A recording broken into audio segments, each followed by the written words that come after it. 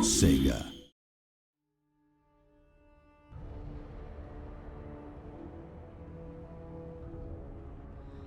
Hello all and welcome to another video for Total War Warhammer. My name is Joey Dalton and I'm joined by Darren McNally, who has played through this battle as the Empire versus the Chaos Warriors. And Darren, tell us a little bit about this map, where we are and what you're doing. Alright, so we're up in the northern areas of Norsca, and we're defending as Empire against the Chaos Warriors.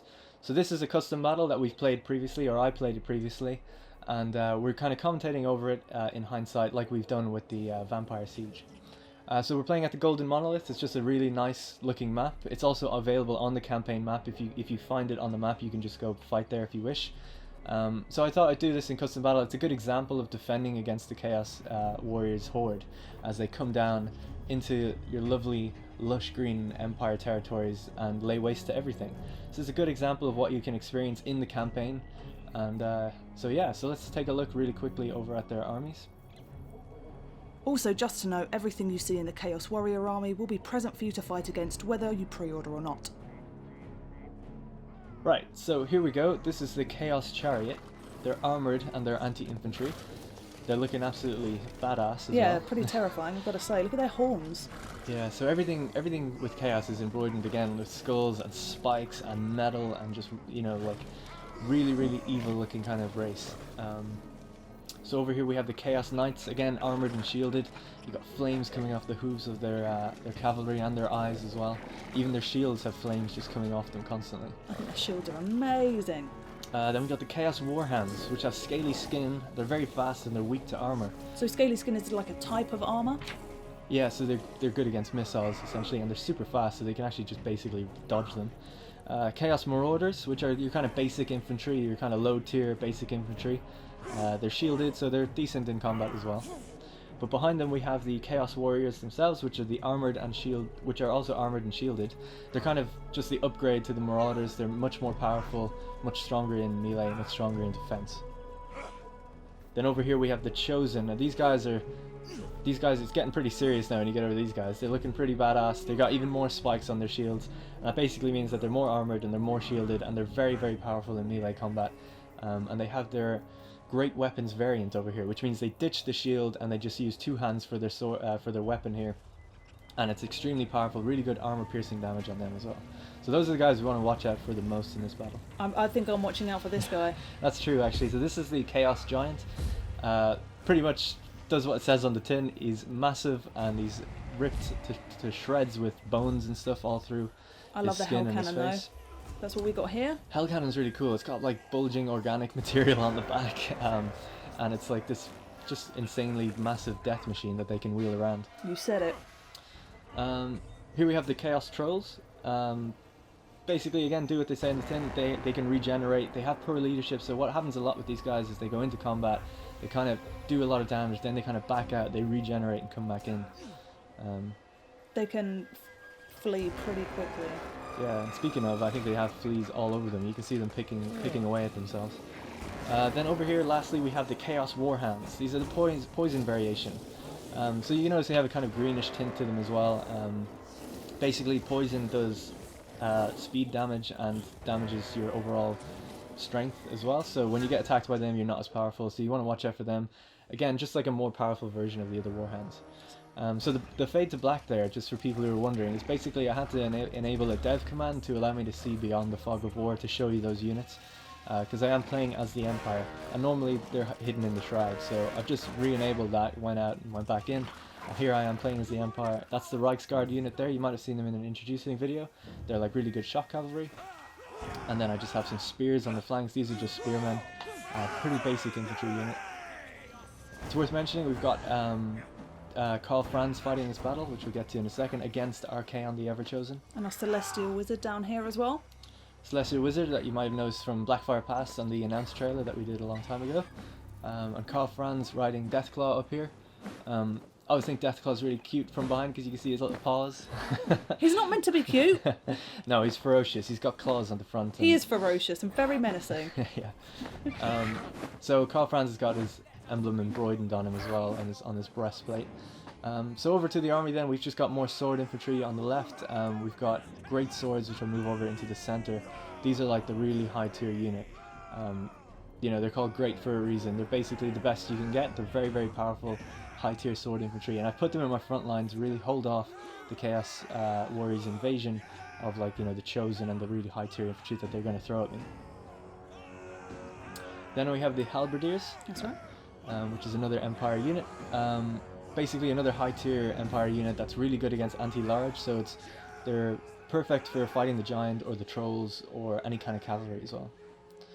So here we have the Hellblaster volley gun, which essentially has like 9 barrels on it. It's kind of fires like almost like a minigun. And It's then short range, right? Very short range. And then we have the opposite to that, which is the Hellstorm rocket battery, which is like very long range, but does a lot of splash damage. So one is very focused and short range, one is very long and splashy, essentially. These are handgunners? Yep, these are the handgunners. Then I've got 2 of these at the back, just kind of firing over the artillery as they get close. They're just in range of my front line as well, so they can fire on any large monsters that are in the front lines as well to weaken them. It's one of my favourites here. It's the Luminarch of Heesh. Yeah, it looks absolutely gorgeous as well. Got the little dude holding his scroll and his candle, and the other guy holding the ball. I think, yes, you need someone to hold a candle at the front. Yeah, well, you know. Well, actually, they have candles on the horses as well. I was going to say, you can't just let anybody take them. It's very important. Yeah.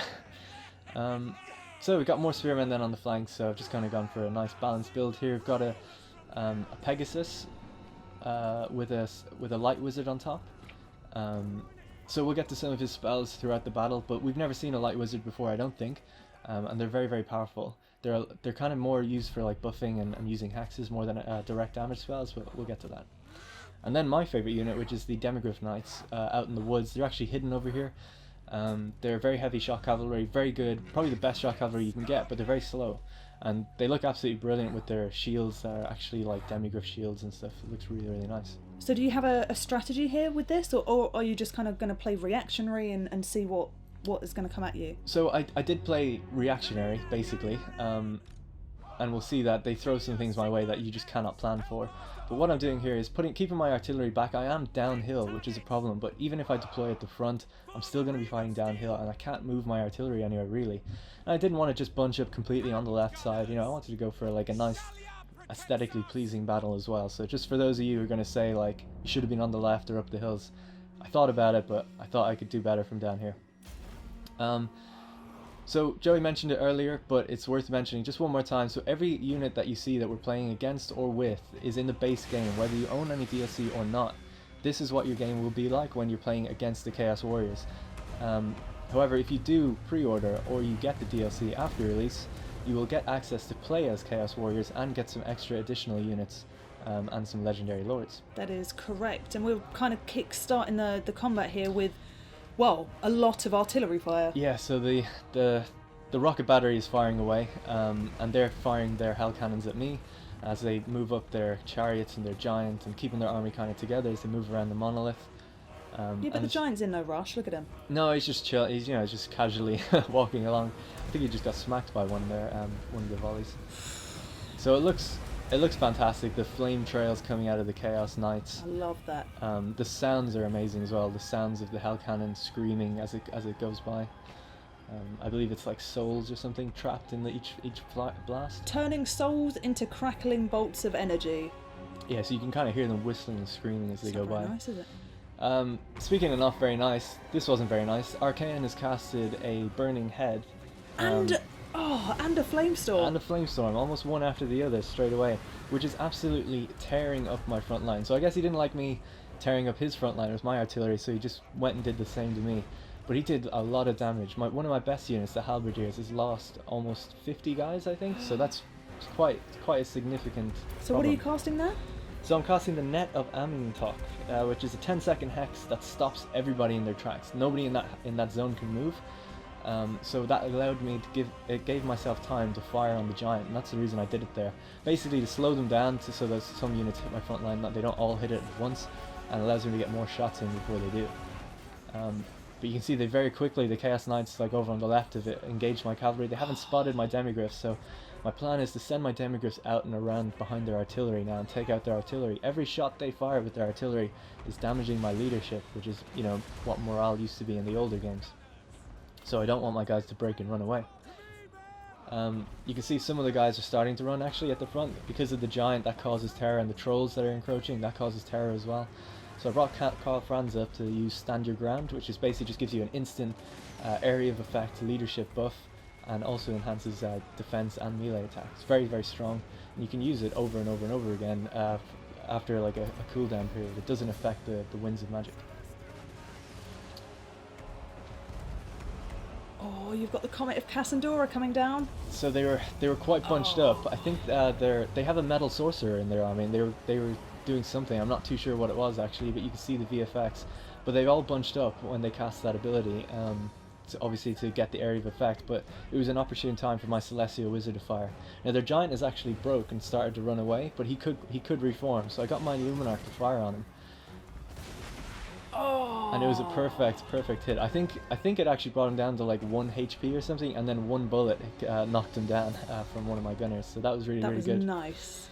So you only seem to have 1, maybe 2 units routing. I think one's come back to you now. Yeah, so they're just routing. Hopefully, like these units that have like 40 in them that are running away, they should come back if they just get clear of the engagement for a while. So it's going okay. You know, it's going all right. We're holding our line here. Our spells have kicked off right. So I don't know how you've done. I'm quite intrigued to see what the result. Well, of this I don't want to battle is. spoil it, so we'll just have to wait and see. But well, so far you're doing pretty well. Doing okay. I wouldn't. Yeah, it's quite tough. You know, I'm losing in some areas, winning in some others. Everybody's engaged somewhere, and the guys that are breaking, I'm trying to like reform them as quick as I can and bring them back in. My demigriffs now have just engaged their artillery, so hopefully their artillery will now be offline. You can see them out there. Yeah, one of them's actually gone. The other one's just about to go as well. Excellent. So you've used your demigriff just to wipe them out. Oh, chariots in the rear. That was a massive charge. So chariots have like insanely good, you know, like charge bonuses that just throw your units around. But there's only 4 in a unit, so. Oh, here I was actually really worried that Arcane was chasing down my Celestial Wizard. He looks very afraid. Yeah, he's going straight for him, and he actually like kicks him to the ground as well. So. He's in a spot of trouble, I would say. So I'm getting my gunners to fire on Arcane as much as I can. Their knights seem to have gotten the better of me over there as well. They're kind of now pushing into the center from behind, which is really, really dangerous. That is a bold move from Arcane, just to come directly in. But so it is, but he's much better than a wizard, you know, in combat. He's got a massive flame sword. So I was trying to quickly activate his chain lightning vortex spell before he died, because I have a lot of winds of magic, and that's a very powerful spell, and I just managed to get it off before he kind of routed. So usually when you're in combat, it's very difficult to enable spells. That's why I had to click it a few times, and it did a good amount of damage, but then it kind of, you know, spooled off into the distance and didn't really hit anybody. So I brought my Celestial Wizard in and tried to activate his one, which is Banishment, which is just another vortex. Same thing kind of happened. You can see it in the distance there. It soaked up some units. It kind of pulls them up towards it, like similar to the Purple Sun. Well, the vortex spells are very good against multiple units, especially in that kind of setup that you had there, where there's many units all piled in. Yeah, so I'm getting a bit worried at this point. You know, a lot of areas are starting to break, but they're still kind of bunching up. So I activated those 2 vortexes really as a last-ditch effort to kind of annihilate that section, but they didn't quite go as well as they could have. They kind of, as opposed to the Flamestorm, which ran through my front line, my one kind of hit them initially and then moved off into nothing. And I have so many units that are just running away now, and I'm trying to see who's available and bring them all back in. It's really, really not looking good at this point. You have 6-7 routing units? Oh no! Yeah, and some of them, I've lost some units, so some are completely dead. Never coming back. And it's hard to micro, like trying to zoom in and show the combat as well as micro. My demigriffs are out in the distance, not even doing anything, so I'm bringing them into the fight as quick as I can. Getting my Celestial Wizard, who has gotten away. I'm trying to kill Arcane, so casting a Wind Blast on him, but I actually kind of miss, and I hit the units behind him. Well, he's dead now. Yeah, so he's been chased again. I mean, Arcane has a serious problem with my Celestial Wizard. He's going to take him down. So I'm trying to focus everything on it. I'm turning my Luminarch actually to face him as well. If I could get a good shot off an Arcane, it might actually turn the tide as well. So your demigriffs are kind of coming in there, which is good. They're downhill. Yeah, they're kind of going downhill, hitting the Marauders as well. Carl Franz I'm trying to pull him out of the combat now because he's kind of surrounded. Pulling all my sword infantry and spear infantry back into the center as much as I can. But it's not looking good. I mean, at this point, it's really like I don't see a way I can win. Darren, no. I've been quite outmatched. Now, full disclosure, I played this a couple times and I came very close to winning one time. So it is possible, but this time I think magic just didn't go my way, and I didn't micro very well as I tried to zoom in on things too much, I think. But it is winnable. So yeah. Just not by you. Yeah, maybe not by me, but it takes practice. It was a difficult fight. But it's not over yet, so we're still like, I've had to come back from this kind of thing before, but I have spent all my magic. Usually at this kind of point in the battle, if you've got enough magic, you can still maybe turn the tide if they bunch up, or if you kill like their legendary lord. So here I was like, okay, I'm gonna go into first person mode and just fire directly on these guys. Turned out they weren't manning their guns anymore because they were engaged in combat, but here I am firing straight on them in first person mode. You can do this by pressing insert. Problem was I was actually kind of hitting my own light wizard, which You is good. can't hit your own light wizard! I hope I didn't, but I think I did, and he's actually routing now as well. So there I am again, activating just the leadership buffs to try and call these guys back into the fight. It's like, come on guys, Karl Franz himself is flying above you, demanding that you come return to the fight. But these guys are terrified of the Chaos Warriors. You could hear them early on, hopefully.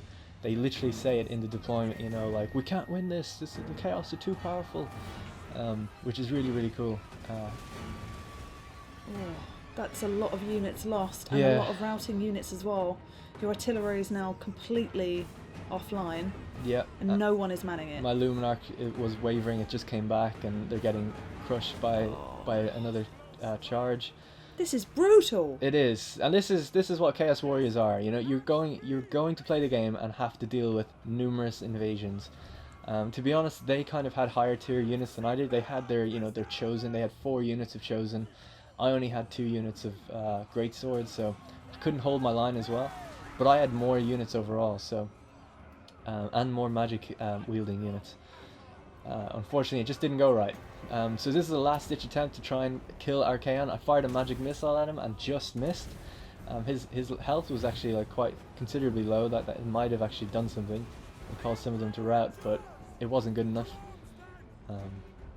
And now he's completely enveloped. So I think we'll just have a little listen, look at the combat for a second here when I zoom in. Oh yeah, and I was trying to get the Luminarch again, just to fire on Arcane. I was doing everything I could, just to, if we could maybe kill him, just maybe, it might do something. There he is, being kicked around, and he's activating spells as well to kind of buff his troops. Oh, the light wizard's coming in to help there. The Luminarch Yeah, just missed. Everyone's coming in. He actually just activated the Flaming Sword of Ruin, which gave all his units 22% weapon damage for 13 seconds. So that's what all the VFX are popping off now. You can see everyone's just like fighting it out. But Karl Franz, you know, he's lost and he's not coming back from this.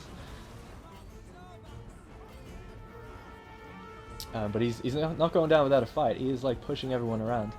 And that's it. So he broke, he ran away, and Karl Franz is hopefully going to get away and retreat back to Altdorf maybe and defend against another Chaos Horde if he can muster his troops.